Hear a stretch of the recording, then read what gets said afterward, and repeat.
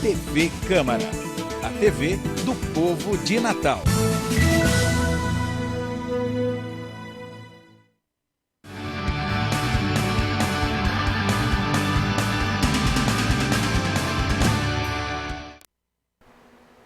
Olá, começa agora mais uma edição do programa Com a Palavra. E hoje eu entrevisto o vereador George Câmara. Vereador, obrigada por mais uma participação aqui no programa.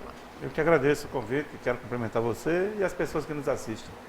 Vamos lá falar dos assuntos recorrentes aqui na Câmara, das atividades. Eu queria começar parabenizando as mães nesse período, né? Nós estamos na segunda semana de maio, né? Então, Dia das Mães, não só o dia 8, mas todos, né? As datas próximas ao dia 8, essa semana toda. Homenagear as mães significa reconhecer a luta, né, árdua das mulheres em nosso país, né, no mundo inteiro. Então, nosso abraço a todas as mães. Verdade, é um mês bacana, um mês florido para as mulheres. Vereador, recentemente teve a posse do Sinsecam. O senhor participou da posse, do evento?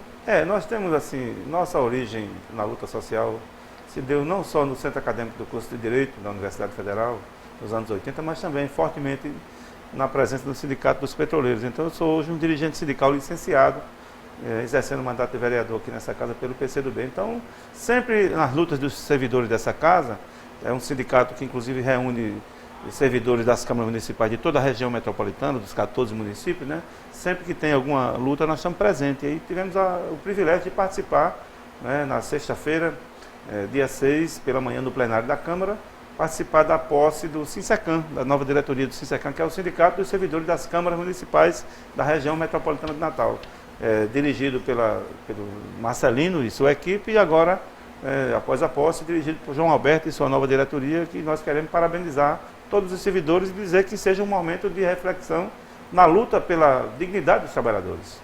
Por falar em servidores, em trabalho, a reitora da UFRN vai ser a mais nova cidadã natalense. É um título que será concedido por iniciativa do vereador George Câmara. Por que a escolha da reitora? Olha, na verdade, homenagear, ela é de Martins, aquela bela cidade em cima da serra, né? Fria. Isso, aqui em nosso estado do Rio Grande do Norte. Homenagear a reitora Ângela Maria Paiva Cruz, da UFRN, da Universidade Federal do Rio Grande do Norte, para nós é uma honra. Isso também faz eu diria, guarda uma sintonia com a homenagem que fazemos à escola pública, à universidade pública, à qualidade do ensino, enfim, a luta, né, pela, diria, presença, né, pela ampliação das oportunidades para as pessoas, né, sobretudo as pessoas mais pobres, terem acesso a se promoverem pela via do conhecimento, do saber. Então, a homenagem à reitora, né, tem esse sentido.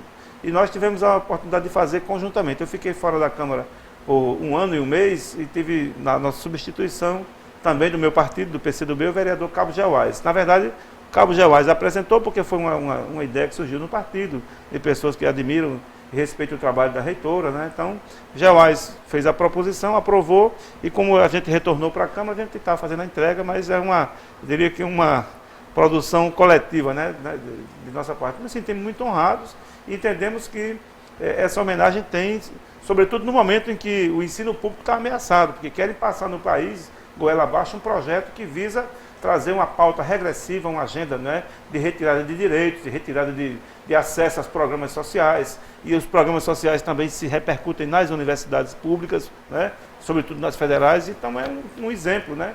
É evidente que essa agenda não foi marcada por isso, mas é uma agenda também que acontece nesse ambiente de reflexão.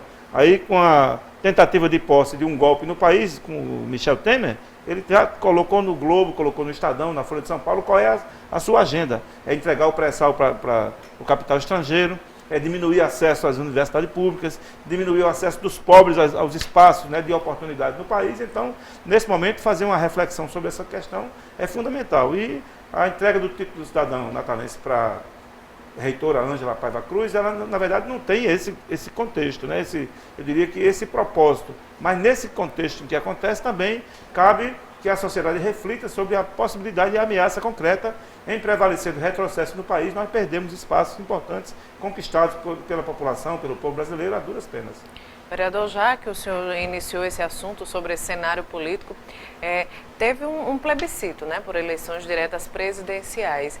Me fala um pouquinho a sua opinião, a opinião do partido sobre o que vem acontecendo nesses... Na verdade, veja só, nós estamos diante de um quadro em que um setor minoritário na sociedade, empresariado, setores do empresariado, a mídia, são 5 famílias que dominam a mídia no país. Então, quem faz a opinião na comunicação brasileira são 5 famílias. Inclusive com a possibilidade, que é um dos poucos países no mundo que permite isso, em que uma família tem uma rede de rádio, uma rede de televisão e uma rede de jornal. Isso é uma coisa absolutamente inaceitável em qualquer país democrático, porque você vai trabalhar o tema da comunicação, que é, por natureza, monopolista, e tem um caráter estratégico, vai deixar na mão de setores, né, que muitas vezes colocam o interesse público lá no final e o interesse privado daquele grupo ou daquela família acima.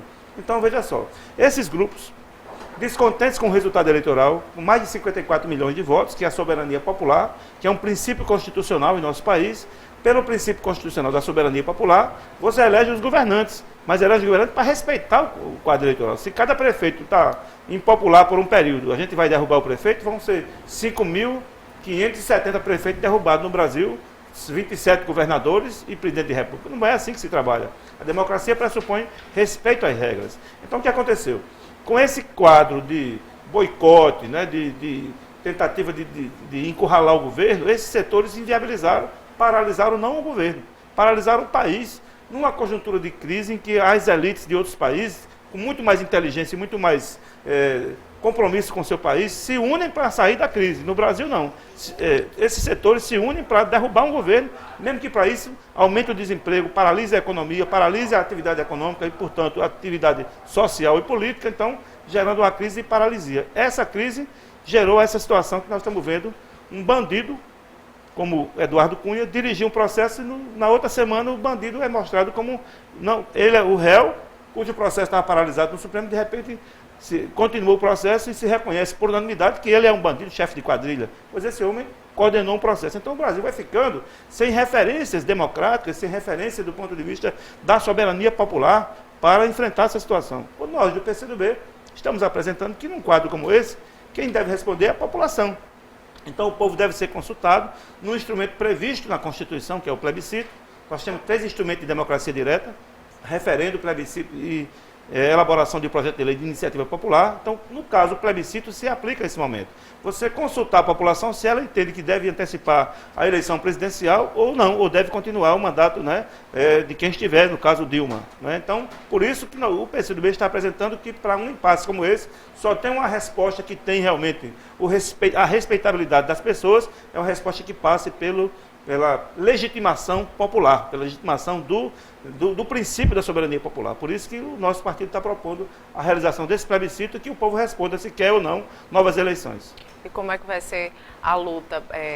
Vocês vão fazer mobilizações, reuniões, mostrar à população? Como é que vai ser fazer a população, mostrar isso à população? Acho que esse é o caminho. Quando a população já foi entendendo que o sucessor de Dilma, nessa sequência desse golpe, é Temer, que está envolvido também na Lava Jato, inclusive condenado no TSE, né, como ficha suja, e depois dele o Cunha, que agora saiu como bandido, né, está perdendo o mandato, inclusive não só o cargo de presidente da Câmara, mas o mandato de deputado federal. Então isso mostra o seguinte: quais são as referências que nós temos? Por isso que a população vai vendo que a saída agora, ou você reconhece uma mulher que estava consagrada pelo voto popular, ou diante desse processo de boicote criminoso, né, de golpe no país, se cria-se um outro ambiente de inviabilidade. Então a saída qual é? Vamos consultar a população. Então, com isso, vários segmentos que participam dos movimentos, inclusive alguns que defendiam, né, o combate à corrupção, já começaram a entender que esse não vai ser o caminho do combate à corrupção com Temer e com Cunha. Então, por isso, nós entendemos que está chegado esse momento e as próprias regras democráticas, né, no plano das eleições permitem você, com a justiça eleitoral, você organizar um plebiscito e consultar a população sim ou não, se deve antecipar ou se deve continuar. Então, por isso que é uma consulta relativamente simples, mas que está consagrada com, eu diria, com a legitimação, com a representatividade do povo. É importante a população estar antenada nesse momento político. Eu agradeço o vereador George Câmara por mais essa participação aqui no programa Com a Palavra. Nosso abraço e muito obrigado pelo convite. Bom, eu agradeço a sua companhia, me despeço por aqui e até a próxima edição.